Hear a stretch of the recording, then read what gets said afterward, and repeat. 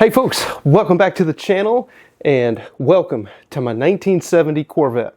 Now this is going to be a project that is going to run the course over a series of videos, so be sure you're subscribed, don't miss the next video. Now guys, this is a build I have been waiting for quite some time to get started, and I'm really excited to share this build with you. Now, what makes this build so special? A lot of things. Not only are we hoping to add about 100 more horsepower to my 1970 Corvette,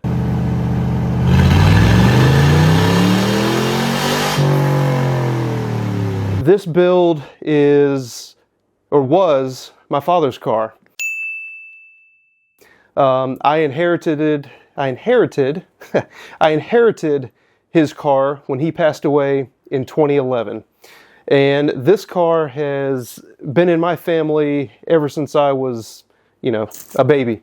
My dad bought this car when he got back from Vietnam after serving 3 tours in Vietnam. In 1972 is when he bought this car. He used to road race, autocross this car up north, up in, I think, like the Maryland, D.C. area, moved down here to North Carolina, and parked the car probably around 1989-90 when myself and my sisters were born. So as you can imagine, growing up, this car was always in the garage.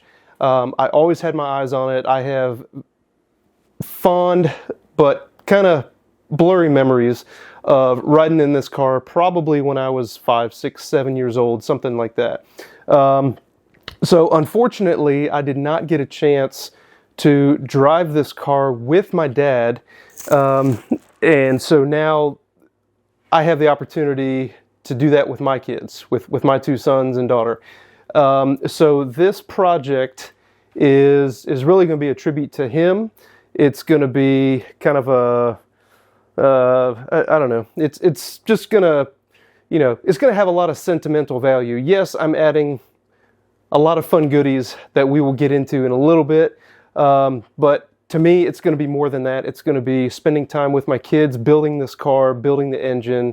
And it's also going to be, some memories for me remembering my dad when he used to drive this car with me when I was a little kid. So with that, I just want to walk you guys through. As you can see, we have got started on the car. We got started on it earlier today. I'll walk you through where we are, what we're doing, kind of go through some of the hiccups that we ran into today, which, to be honest with you, weren't really that much. And then kind of go through where we're going tomorrow, what we're going to do tomorrow on the car, and what my hopes are and goals are for the next several videos in this series. So with that, let's take a look at the car. Let me show you guys where we're at. All right, as you can see, we have the radiator removed, along with a lot of other stuff on the engine. So what we were able to get accomplished today, obviously we got the radiator, the fan shroud, the fan, the alternator, the pumps off. I was able to get the heater hoses disconnected. I still got a little bit of antifreeze there. Did get the carburetor off. Got the distributor taken off. I've got this just set up because the plan is just to take all of the wiring with the motor when we pull it out. We'll go underneath in a minute, but I do have the exhaust pipes removed. Let's see, coming over to this side of the car. And again, I'm trying to keep everything together as much as possible so I don't have to remove as much when we're taking the motor out, because my thinking is that it's going to be a lot easier just to work on it when it's out of the car in the engine stand and don't have to deal with, tight spaces and that sort of thing. Do see some wiring that I'm probably going to have to attend to replace. Let's see, what else? That's really about it on the top side of the car. Did get a couple of vacuum hoses removed. I am going to leave the thermostat housing on just for now. I'm going to leave the water pump on. I may end up taking this alternator bracket off just because it's, kind of sticking out here in the way. So that's really the top side of the engine. Now let me take you guys down to the bottom side. Oh, and if you're curious, this is what the exhaust, I am running side pipes. These are the baffled side pipes right next to Gravedigger.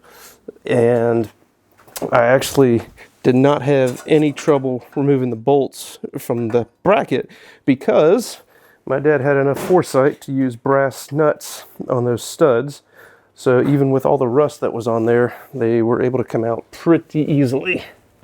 Let's see if this is helpful to anybody. This is what the rocker panel looks like on the side with the factory, the 69 factory side covers removed.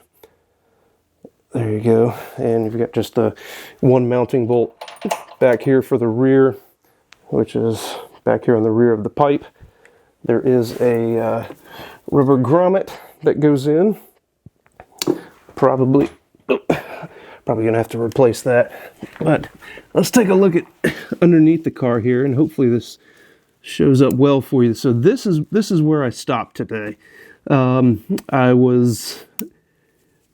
had to stop to do some research on the transmission. So I was able to get the linkages for the 4-speed disconnected. I got that connecting rod right there removed from the clutch that connects up to the Z-bar. But what I was kind of struggling with and what I had to do a little more research on was the backup, the backup light, or the reverse indicator. You see there's a red and green cable or wire that comes and connects there. So I've never removed one of these transmissions before. So actually with all the grease and stuff that was caked on there, it was kind of hard to see where the bolts are connecting to the transmission. But I had to stop because I wasn't quite sure what I was looking at, to be honest with you. But I have researched a little bit more, and this reverse switch here is just held on to the side of the transmission. There's 2 bolts there, and then there is, I don't know if you can see it, but there is a metal rod, a little small rod right here, that's just held on either side by kind of 2 like C-clips, or sometimes they may be attached with like little super small cotter pins. Those have to come off. And then, not sure if you can see it, but the steering column lock mechanism, which is that braided line. That light's kind of terrible. I apologize for that.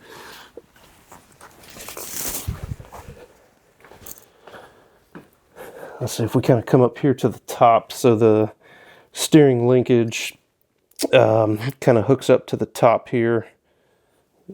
Again, apologize for the lighting, but anyway, there's a cable that connects right here to the steering column that I'm going to have to remove to get out. But all that said, still have a couple brackets I think to remove on the tail shaft side of the transmission to get out. But then my goal for tomorrow, fingers crossed, is to go ahead and pull the transmission and the engine at the same time. Again, I feel like it's just going to be a lot easier. The process is going to be smoother, knock on wood, to get those out both at the same time. And then that way, be able to get the transmission separated on the ground, and then get the engine mounted to the engine stand, and then proceed from there, proceed with the cleaning, disassembly, and all of that fun stuff. So that is kind of where we're at today. I wanted to bring you guys along for this project, for this build. As I said before, it's going to mean a lot to me. I'm really excited to get it done and to see kind of what power addition we can get. If you remember several videos back, I did take this car to a local dyno, and it put down a humbling 228 horsepower at the wheels.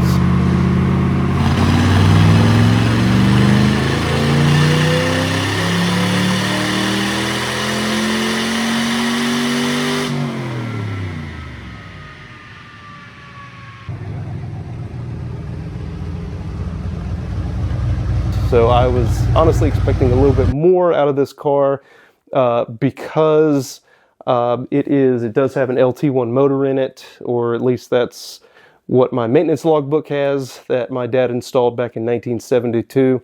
But granted, it is 50 some odd years old, so there may be some horsepower loss through the years. But nonetheless, next video, I'm going to go through some of, if not most, all of the parts and pieces that we're going to be using to upgrade this engine. So be sure to subscribe, stay tuned, and I look forward to seeing you guys on the next video.